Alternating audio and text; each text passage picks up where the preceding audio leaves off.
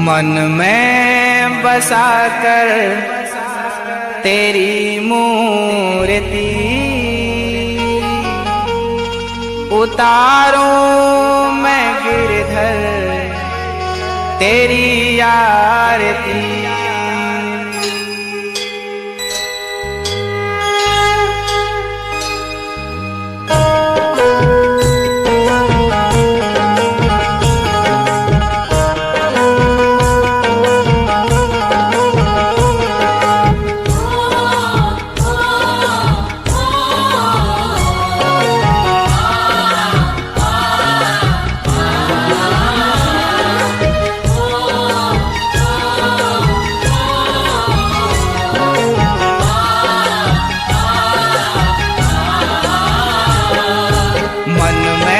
बसा कर तेरी मूर्ति उतारूं मैं गिरधर तेरी आरती।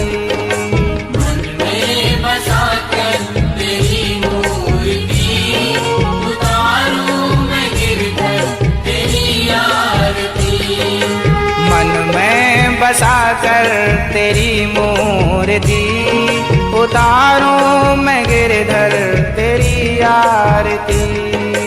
मन में बसा कर तेरी मूर्ति उतारूं मैं गिरधर तेरी आरती।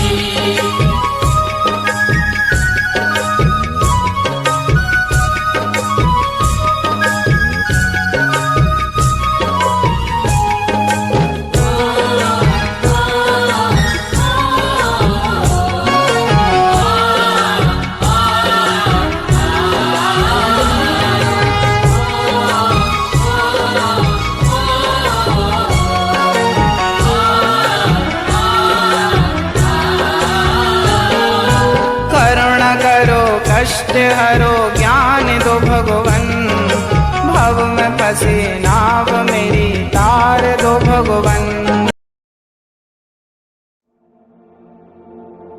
From the daunting East Course at Oak Hill Country Club in Rochester, New York.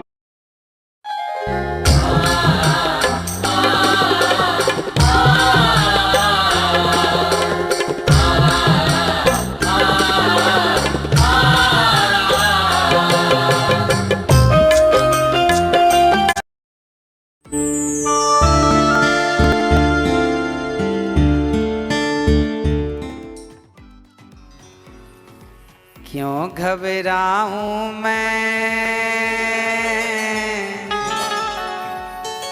मेरा तो श्याम से नाता है। जीवन की गाड़ी मेरी, जीवन की गाड़ी मेरी श्याम चलाता है। क्यों घबराऊं मैं, मेरा तो श्याम से नाता का है। मेरे गोविंद से रिश्ता उठाओ दोनों हाथ और भाव से जरा झूमते हुए।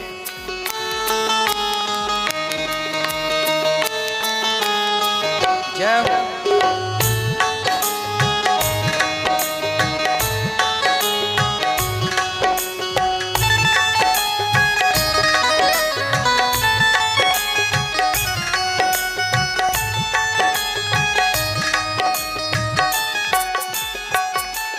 क्यों घबराऊं मैं, मेरा तो श्याम से नाता है। क्यों घबराऊं मैं, मेरा तो। अभिमानी व्यक्ति भक्ति नहीं कर सकता। भक्ति कौन नहीं कर सकता? कौन कौन? अच्छा, अभिमान क्या है? तुमने हमें जाना नहीं, तुमने हमें पहचाना नहीं।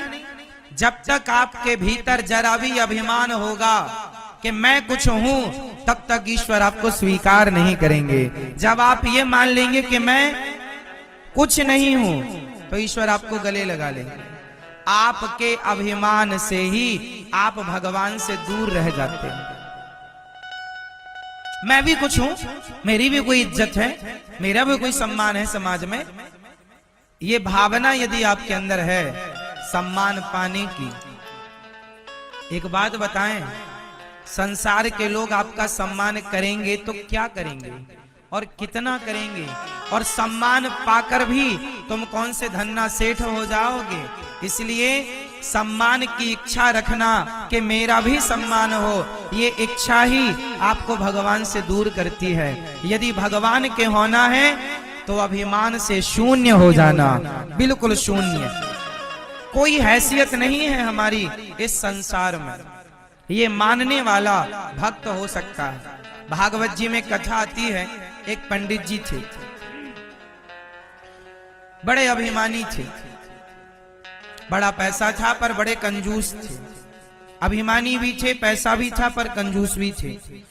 खूब पैसा जोड़ा, यहां तक कि अच्छे से पहने नहीं कपड़े, अच्छे से खाया नहीं, केवल पैसा जोड़ा है, केवल पैसा जोड़ा है, केवल पैसा जोड़ा है, सिर्फ पैसे कमाया है। एक दिन उनकी पत्नी, उनके बेटे ने उनका सारा धन हड़प लिया, और जब कोई खर्च ही नहीं किया उन्हें पत्नी पुत्र पर, तो पत्नी पुत्र ने उन्हें कोई सम्मान नहीं दिया। अब वो रोने लगे, हमारी पत्नी ने हमारा अपमान कर दिया, हमारे पुत्र ने हमारा अपमान कर दिया, सारी जिंदगी धन कमाया और सम्मान भी नहीं मिला, खर्च भी नहीं किया, घर वालों ने लात मार के निकाल दिया। अब रो रहा है। आखिरी में उसे एक बात समझ में आई कि ये मेरे जीवन में जो दुख आया है ना, ये दुख केवल इसलिए आया कि मैंने ये मान लिया कि मैं कुछ हूँ, मैं इन बच्चों का पालनहार हूँ, मैं इस पत्नी का पालनहार हूँ, मैं इस पैसे का मालिक हूँ। मैंने ये मान लिया, इसलिए मेरे जीवन में इतना कष्ट आया। यदि मैं ये मान लूं कि मैं कुछ भी नहीं हूँ तो मेरे जीवन में मुसीबत ही नहीं आएगी। आपका कुछ मान लेना, बस यही आपकी उल्टी गिनती स्टार्ट होती है। इसलिए आप कितने लोग भगवान को पाना चाहते हैं? ठीक है, हाथ उठाया आपने, अच्छा लगा। ये बताओ, सच्चे भक्त बनना है कि झूठे?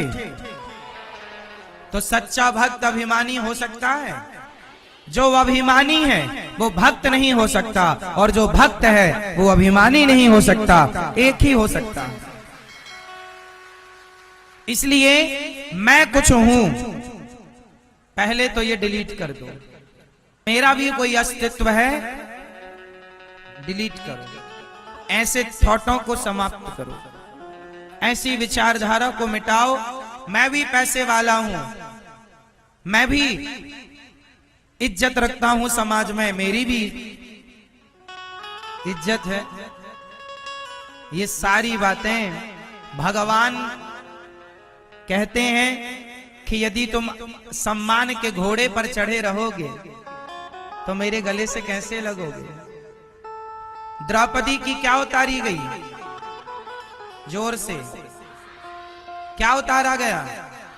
द्रौपदी की साड़ी ना उतरी साहब, द्रौपदी का अभिमान उतरा था। द्रौपदी का क्या उतरा था?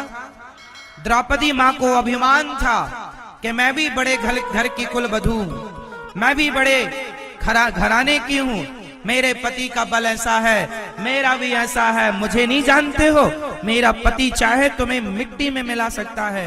ये भी तो अभिमान था, हाँ या ना? था। मैं भी छत्राणी हूं, मैं भी दुशासन का प्रतिकार कर सकती हूं, ये भी तो एटीट्यूड था। जब तक सारा अभिमान मिट नहीं गया माता द्रौपदी का, तब तक भगवान आए नहीं। कान खोल कर सुन लो, 10 बार और कहूं आप कहो तो, या एक बार में ही समझ लो। द्रौपदी जैसों के अभिमान के उतरे बिना भगवान नहीं मिलते, तो आपको और हमारे अभिमान के साथ हमें भगवान मिल जाएंगे। द्रौपदी को अभिमान था, मेरा अर्जुन, मेरा भीम इस धरती का सर्वश्रेष्ठ धनुर्धर, सर्वश्रेष्ठ गदाधर, सर्वश्रेष्ठ धर्मात्मा, कोई काम ना आया। सारा अभिमान मिट गया।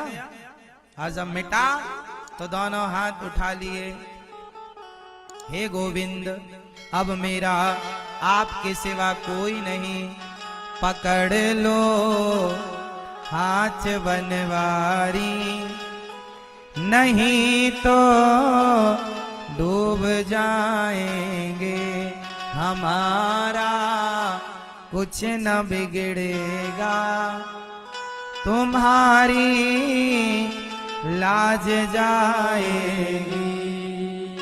वाह, पकड़ लो।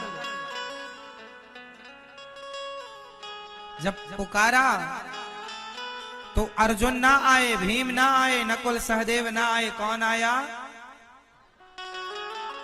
आप लोगों से प्रार्थना करता हूं, आप लोग ना देर कर रहे हैं बुलाने में। जैसे द्रौपदी, अच्छा बताओ, भगवान ने देर लगाई आने में या द्रौपदी मां ने देर लगाई बुलाने में? है ना? तो अभिमान आप आज जब यहां कथा सुन के जाना शाम को, तो अपना सारा अभिमान उतार के जाना और निश्चल सच्चे भक्त बनकर घर में प्रवेश करना। हम कुछ नहीं है इस धरती में, पृथ्वी पर, धूल पर उड़ने वाला संसार में जो जब हवा चलती है तो कितने बारीक कण उड़ते हैं, उस उड़ती हुई धूल का एक कण भी मैं नहीं हूं। बस ये हमारी और आपकी। मुझे ढोल बजाना है आपके साथ, बॉयज बैंड में। चलो रे। ढोल तो बजाना ही है। इन्हीं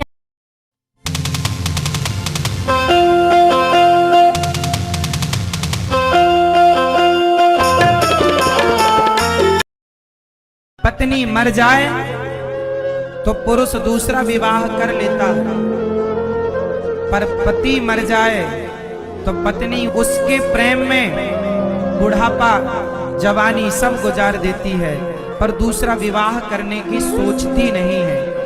राधे राधे भक्तों, अनिरुद्धाचार्य जी ने अपने एक प्रवचन के दौरान ऐसा क्या बोल दिया जिसे सुनकर पंडाल में बैठी माताओं की आंखों में आंसू आ गए। महाराज जी बताते हैं कि स्त्री अपने पति के बिना अधूरी होती है। महाराज जी का यह प्रवचन सुन मन भर आता है, इसलिए आप सभी इस वीडियो को पूरा जरूर देखें। बताओ, पति होना जरूरी है कि नहीं? आपकी मांग तब तक ही मांग है जब तक पति है। आपकी सुंदरता आभूषण से नहीं है, आपके पति से। सारा संसार कहने वाला है कि तुम कितनी सुंदर हो, तुम कितनी सुंदर हो, पर जब तक पति ना कहे कि तुम कितनी सुंदर हो तो संसार के कहने से क्या होता है। हमारी सुंदरता यदि है तो सिर्फ पति के लिए। हमारा सजना सवरना, मांग पति के नाम की, बिंदिया पति के नाम की, मेहंदी पति के नाम की। पति है तो सिंह है, जिसका पति नहीं होता वो स्त्री अपना श्रृंगार समेट कर रख देती है। क्या बताएं साहब, ये हमारी संस्कृति इतनी श्रेष्ठ है। समर्पण है। पति और पत्नी क्या है? पत्नी का कितना बड़ा समर्पण है। पत्नी मर जाए तो पुरुष दूसरा विवाह कर लेता है, पर पति मर जाए तो पत्नी उसके प्रेम में बुढ़ापा, जवानी सब गुजार देती है, पर दूसरा विवाह करने की सोचती नहीं है। ऐसा क्यों है? यदि पुरुष को परमिशन है दूसरा विवाह करने की, तो स्त्री को क्यों नहीं है? इस क्यों का उत्तर कौन दे सकता है? जब पुरुष 2 विवाह कर सकता है, 4 विवाह कर सकता है, तो स्त्री के पति मर जाने पर वो दूसरा विवाह, तीसरा विवाह क्यों नहीं कर सकती? क्यों?